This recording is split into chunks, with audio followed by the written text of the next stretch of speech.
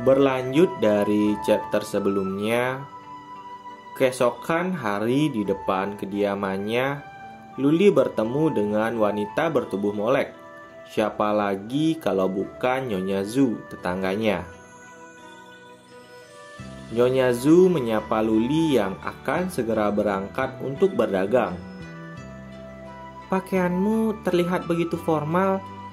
Apa kau akan pergi bekerja?" tanya Nyonya Zhu. Luli pun menjawab, "Aku akan keluar membahas transaksi kecil. Sampai jumpa nanti." "Oh, ngomong-ngomong, kau terlihat sangat cantik hari ini." Gombalan maut yang keluar dari mulut Luli. Scene beralih ke Penatua Song yang tiba di markas Eternal Club. Anak Tuan Song yang mengantarnya penuh dengan perasaan curiga. Tiba-tiba pintu pun terbuka dan nampak Psalm yang telah tampil gagah mempersilahkan Tuan Song untuk masuk. Namun untuk penjaganya harus menunggu di luar.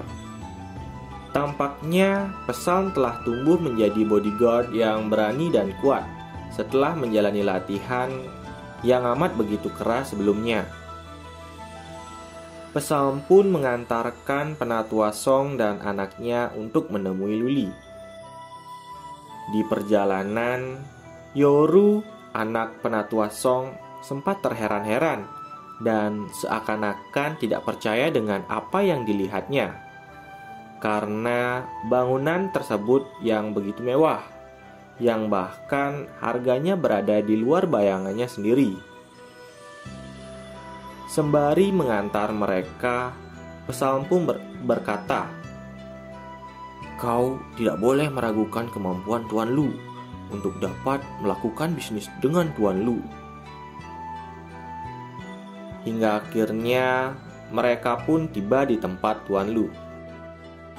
Keluarga Song mengucapkan permohonan maaf karena telah membuat Luli menunggu keputusan transaksi. Luli dengan santai menjawab, "Sebenarnya kau tidak terlambat." Dan seketika nampak usia serta waktu yang tersisa yang dimiliki oleh Penatua Song. 14 menit lagi. Waduh, hampir keok tuh. Luli pun langsung menawarkan waktu kepada Tuan Song dengan berkata, "Apakah keluarga Song siap untuk membayar harganya?" "Ya," jawab Tuan Song. Dengan tenang, Luli berkata, "Mari kita mulai transaksinya." Penatua Song pun memerintahkan anaknya untuk memberikan sebuah amplop kepada Luli yang berisikan perjanjian penggabungan saham dividen Penatua Song yang diterima dari semua perusahaannya, ditambah dengan sejumlah uang. Nilai akhir setiap tahun sekitar 1,2 miliar yuan. Jadi, Luli akan mendapatkan 1/5 dari nominal tersebut. Banyak juga ya guys. Nah, Luli pun mengiyakan dan langsung memunculkan kontrak untuk transaksi waktunya. Penatua Song pun segera mengiyakan dan menandatangani kontrak tersebut. Tiba-tiba, Penatua Song berteriak dan terjatuh sambil memenggangi dadanya. Yoru, anaknya pun memegangi Penatua Song yang terjatuh. Ia kemudian bertanya, "Tuan Lu, apa yang terjadi dengan ayahku?" tanya Yoru. Luli hanya tersenyum. "Transaksinya telah selesai," ucap Luli dengan bangganya. Setelahnya, Tuan Song pun terbangun dan merasakan bahwa tubuhnya telah kembali normal. Rasa sakit di jantungnya, semuanya telah pergi. Anaknya pun sampai-sampai mengira kalau Luli itu adalah seorang dewa. "Silakan nikmati umur barumu," ucap Luli kepada penatua Song. Dan keluarga Song pun keluar meninggalkan Luli dengan diantarkan oleh Psalm yang telah menunggunya di depan pintu keluar. Penatua Song benar-benar tak menyangka bahwa dirinya akan menemukan keajaiban seperti ini di dalam kehidupannya. Kekuatan untuk mengendalikan waktu adalah hal yang memang tak terbayangkan oleh siapapun di dunia ini. Tapi Luli beruntung banget gak sih dapat kekuatan begini? Nah, segera penatua Song pun memerintahkan anaknya untuk mengirimkan sejumlah uang yang telah dijanjikan kepada Luli. Shin pun beralih ke Luli yang sedang berbincang dengan Psalm setelah kepergian keluarga Song tersebut. Luli sangat lega dan senang dengan transaksi yang baru saja terjadi hari ini. Untuk memeriksa kemajuan Psalm, Luli pun bertanya, "Bagaimana pelatihanmu?" Kemudian Psalm mengakui, "Aku masih belum bisa mengalahkan instruktur. Aku minta maaf Tuan atas ketidakmampuanku," ucap Psalm. Psalm telah berlatih selama 10 hari lebih, dengan waktu yang dipercepat hanya untuk dirinya dan instruktur. Ia seakan-akan telah menjalani penyiksaan latihan tersebut selama lebih dari setahun. Psalm sendiri telah mengalami banyak perubahan. Hal ini nampak dari bentuk fisiknya yang kian berubah menjadi lebih kekar dan tangguh. Luli pun sangat puas dengan kemampuan yang didapatkan Psalm dan memerintahkannya untuk istirahat sejenak dari pelatihannya itu. Shin beralih pada Robert yang sedang nonton drama nih. Gir, Robert suka sama tante-tante. Tiba-tiba Luli pun datang bersama dengan Psalm untuk memergokinya. Ternyata Robert memiliki kejutan untuk Luli. Database yang diminta baru saja selesai di-upgrade. Database tersebut menampilkan data orang-orang berbakat di seluruh dunia. 65% telah lengkap. Sedangkan koleksi data orang-orang kaya di seluruh dunia 70% telah lengkap. Tak lupa, Robert juga meningkatkan keamanan sistemnya, sehingga siapapun yang berusaha untuk masuk itu sudah langsung diketahui oleh Robert sendiri. Luli pun sangat senang akan hal itu. Kemudian, Robert pun meminta Luli untuk mencoba sistem pencarian yang telah ia buat tersebut.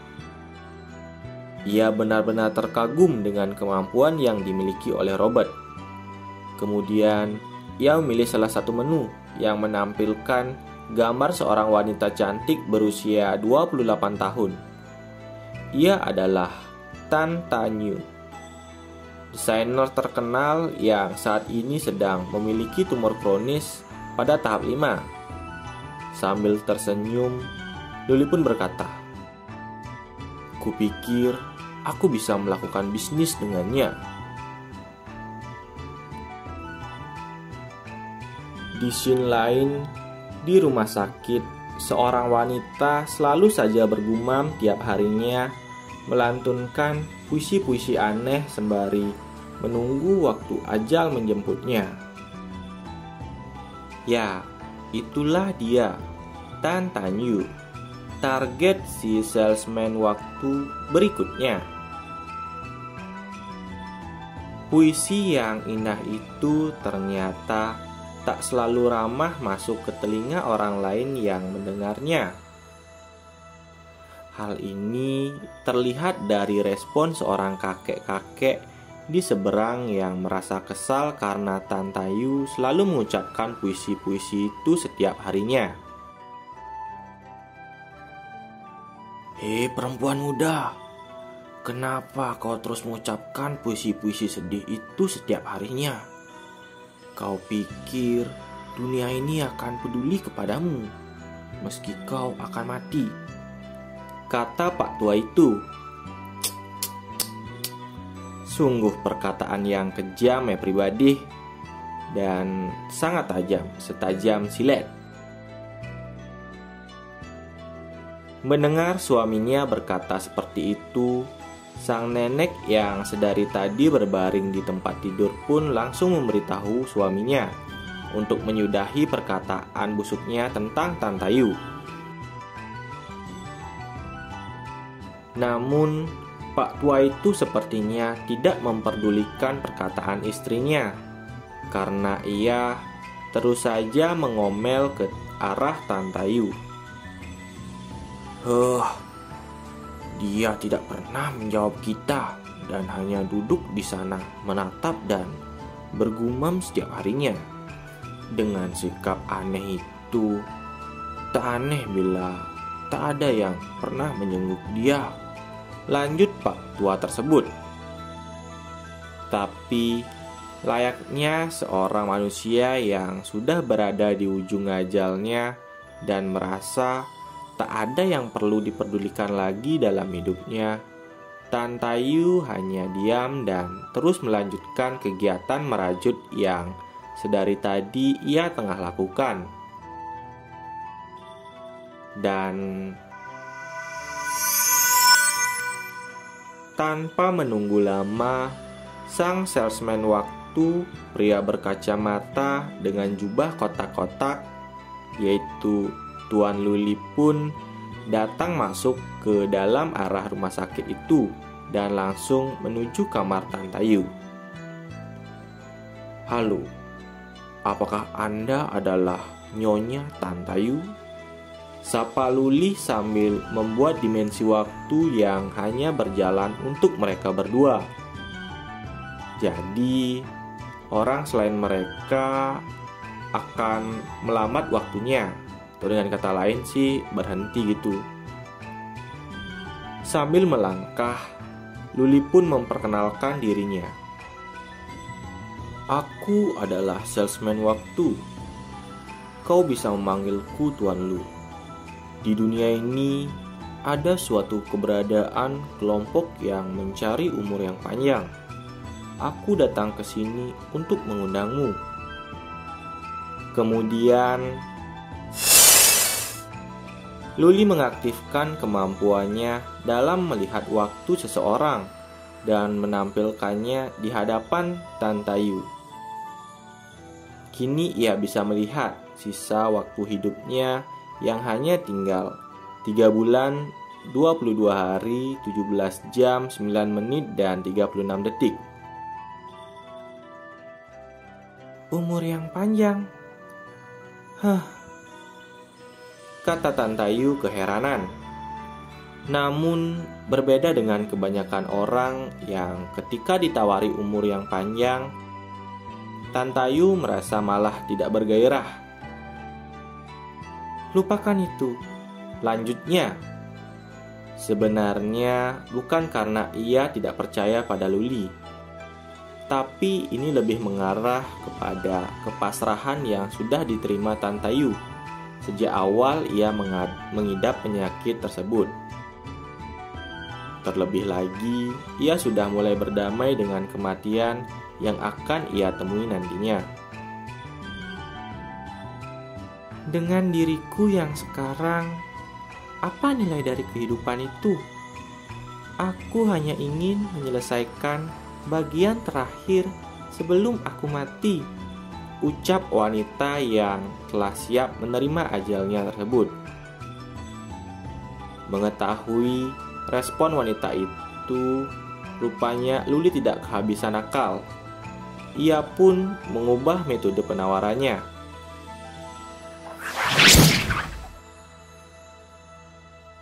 Desingan jam emas milik Luli terdengar ketika ia mengeluarkan itu dari kantongnya. Mari kita lihat, apakah dengan ini akan mengubah keinginanmu untuk hidup. Sesaat ia berkata seperti itu.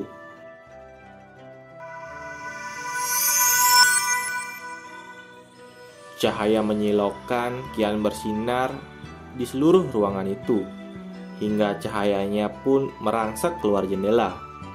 Ternyata Luli sedang memfokuskan kekuatannya untuk mencari lokasi jodoh terdekat.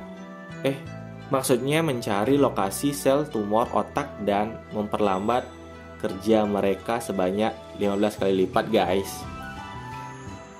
Nah, setelah cahaya itu menghilang, Luli pun tersenyum sambil mengangkat tangannya bak pesulap yang berhasil melakukan aksi. Ini hanya sebagai hadiah pertemuan, tidak ada yang spesial, kata Luli.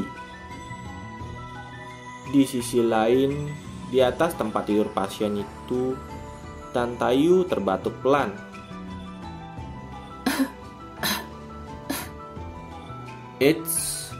Bukan karena penyakitnya tambah keras ya. Ini karena efek kekuatan Luli mulai terasa. Perasaan ini, apa yang terjadi? Apakah ini? Ucap Tan Tayu keheranan, seakan baru saja melihat keadilan benar-benar terjadi di negeri Konoha, yang mana sebenarnya tidak akan pernah terjadi. Tan Tayu pun melepas penutup kepalanya. Dan lihatlah rambutnya yang panjang dan lebat telah tumbuh kembali, tersembuhkan dari penyakit tumor ganas yang sebelumnya ia idap. Di sisi lain, dengan senyum kecil merasa puas ketika umpannya telah dimakan, Luli pun berkata, "Sama-sama." Tan Tayu yang sekejap merasa semua kejadian itu hanya mimpi, terlihat mulai meneteskan air matanya. Rambutku itu kembali. Aku tak bermimpi kan? Tolong jangan jadikan ini hanya mimpi saja. Dari apa yang telah dilakukan oleh Luli, bisa terlihat jika Luli sangat menginginkan Tan Tayu untuk bergabung bersama timnya di Eternal Club. Karena Tan Tayu memiliki kemampuan yang bagus dalam hal desain. Ia pun mengakui hal itu. "Nyonya Tan, kau memiliki kemampuan dalam mendesain. Aku merasa hanya penampilanmu yang cantik seperti ini yang dapat membawa keluar jiwa dari karya senimu." Dan benar saja, setelah Luli berkata begitu, Tan Tayu mulai curhat tentang kondisinya. Sebelumnya, ia pernah menaruh seluruh hatinya dalam pekerjaan yang ia lakukan. Tapi setelah terkena tumor, penampilannya berubah menjadi mengerikan. Semua yang di sekitarnya pun ikut berubah, sehingga ia mulai berharap dirinya agar cepat mati. Dengan begitu, semua orang hanya akan mengingat dirinya yang cantik. Sesaat setelah ia selesai curhat, Tan Tayu pun sujud di hadapan Luli sambil mengucapkan terima kasih banyak berulang-ulang kali. Mendengar hal itu, wajah licik Luli mulai terlihat. "Jika begitu, apakah kau mau mempertimbangkan undangan dariku?" tanya Luli. Tan berteriak, "Tuan, aku bersedia. Tolong biarkan aku masuk dalam Eternal Clubmu," lanjutnya. Setelah kejadian dramatis di rumah sakit itu, kini cerita pun berganti di tempat markas besar Eternal Club, rumah mewah kediaman Tuan Lu. Itulah dia si pegawai nomor 3, nama Tan Tayu. Dengan personalitas petualang, punya pemikiran yang terbuka dan pemikir out of the box, dan memiliki potensi sangat berbakat tapi masih bisa berkembang. Untuk sementara, rating yang diberikan 7 dari 10 karena ia masih perlu mengasah lebih lanjut untuk menunjukkan kemampuan penuhnya di Eternal Club, karena ia akan menanggung tanggung jawab atas pengelolaan image publik dari Eternal Club. Saat ini, ia sedang diberikan tugas khusus oleh Luli untuk mendesain sebuah logo aplikasi Eternal Club. Tanpa berlama-lama, logo itu pun selesai dikerjakan. Dan segera ia berjalan menuju ruang tengah untuk menunjukkan hasil desainnya itu kepada Luli. Tuan Lu, ini tampilan baru yang saya buat untuk aplikasinya. Silakan dilihat, kata Tan Tayu. Sekali melihat desain hasil kerja Tan, Luli pun langsung puas. Sekarang ini seperti yang kubayangkan, ucapnya sambil menatap layar tablet yang sedang ia pegang. Setelah mengomentari desain itu, Luli menyuruh Psalm untuk membawa HP yang telah didesain khusus untuk dikirim ke keluarga Song. Anggota klub hanya akan bisa bergabung dengan HP khusus yang telah didesain untuk masuk ke grup WeChat. Dan sekarang, klub punya 2 anggota resmi. Yang pertama adalah keluarga Rong, dan yang kedua adalah keluarga Song. 2 anggota hebat, mereka akan saling mengawasi. Namun saat bertemu, mereka harus saling berjabat tangan sembari tersenyum dan membuat senyuman yang lebar. Biasalah, namanya juga pejabat. Di depan tersenyum, di belakang saling berantem. Beberapa menit kemudian, terlihat notifikasi jika keluarga Song sudah masuki grup dengan nomor anggota 130.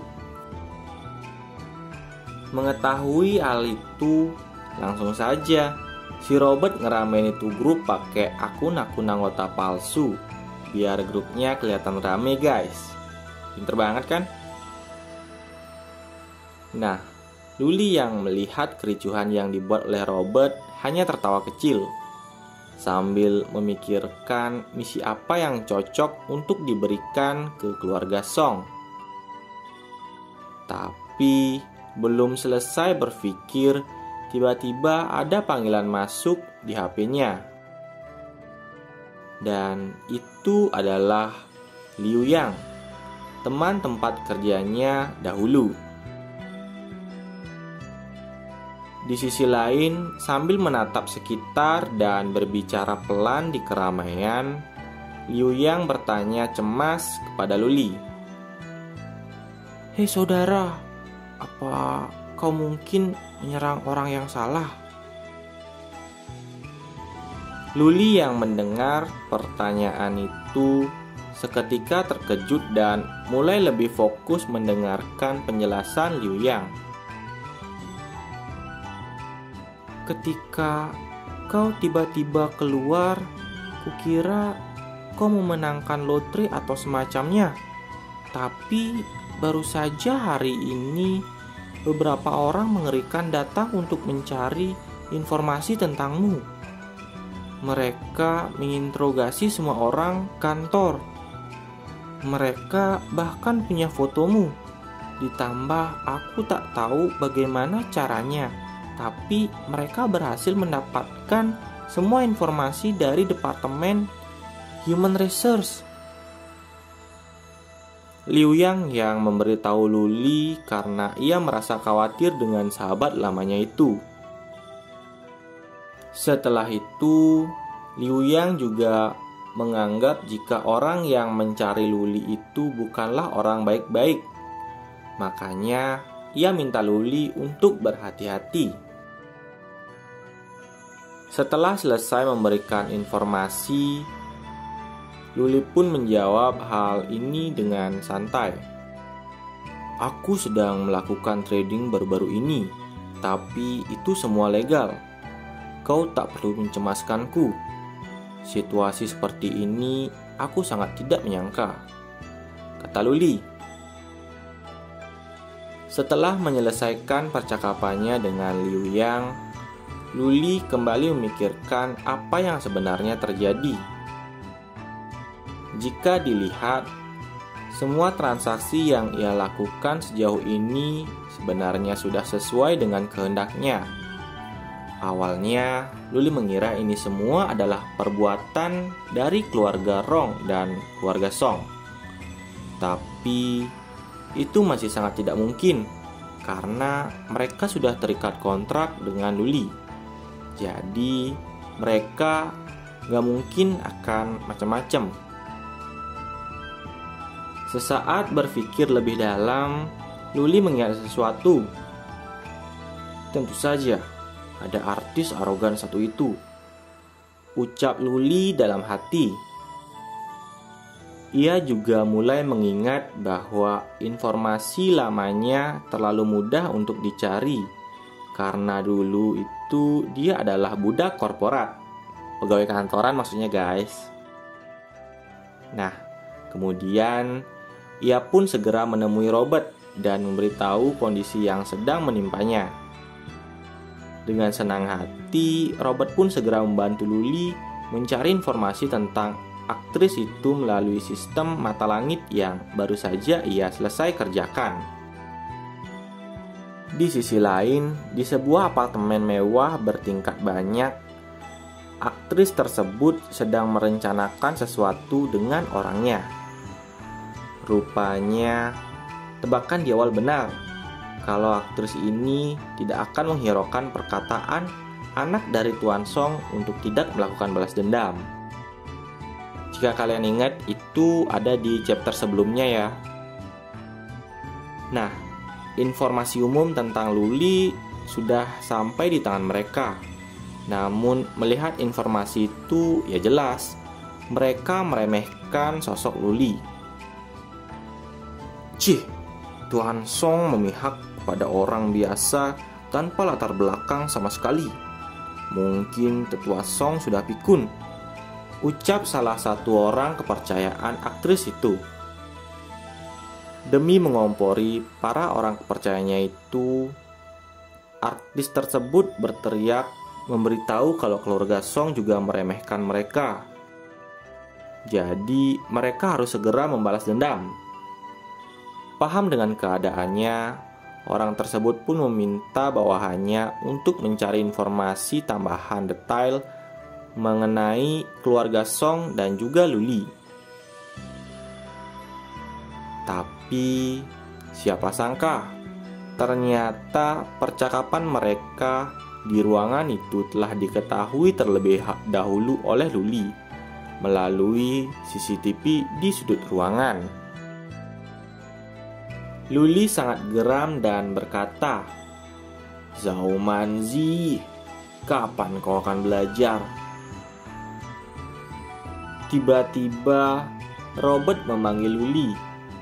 Ia telah berhasil menemukan informasi terbaru dari Zhou Hanyang, backingan Zhao Manzi, orang kepercayaannya, yang merupakan bos dari industri pengembang real estate dan juga perusahaan investasi strategis. Ternyata dia punya backingan om-om gendut nih guys. Jangan dibayangin ya gimana enaknya. Nah, selain menjadi sumber duit untuk Zhao Manzi, orang ini juga sempat terlibat beberapa isu dengan artis-artis tanah air lainnya. Memang sih, kadang uang bisa menakutkan karena bisa membeli segalanya. Informasi selanjutnya menunjukkan bahwa Zhou Hanyang bukanlah orang baik-baik.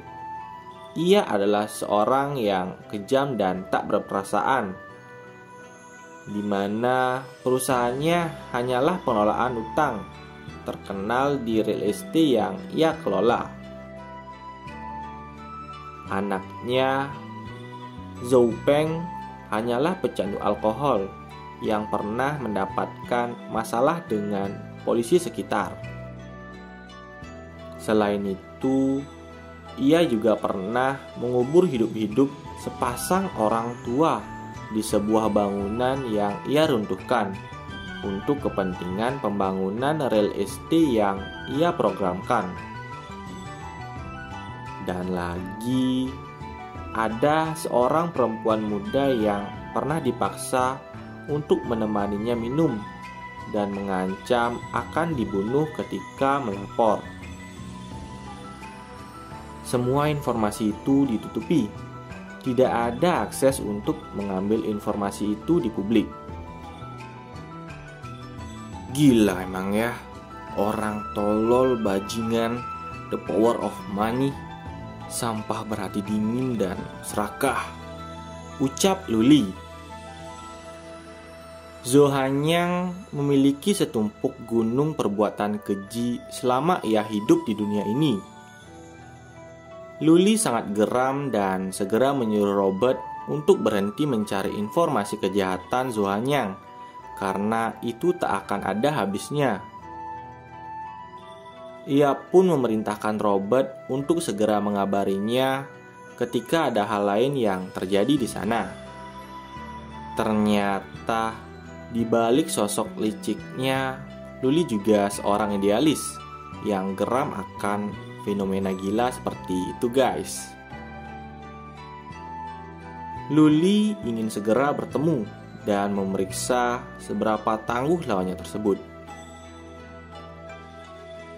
Shin pun beralih ke Psalm yang sedang berlatih bersama dengan instrukturnya. Selama aku bisa menjatuhkan instruktur ke tanah, aku akan mendapatkan penghargaan darinya.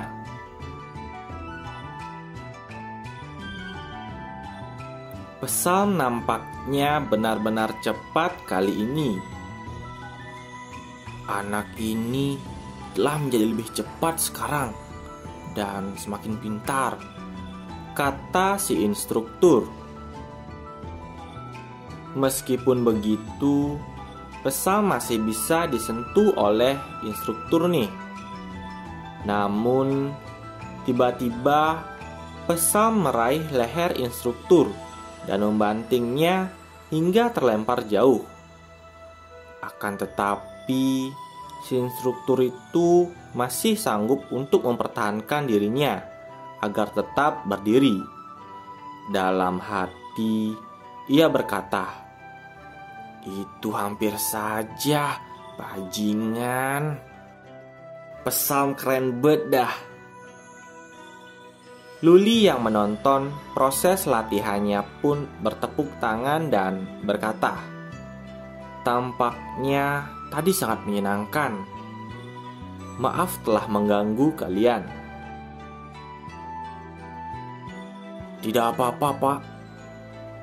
Apa yang bisa saya bantu untuk Anda?"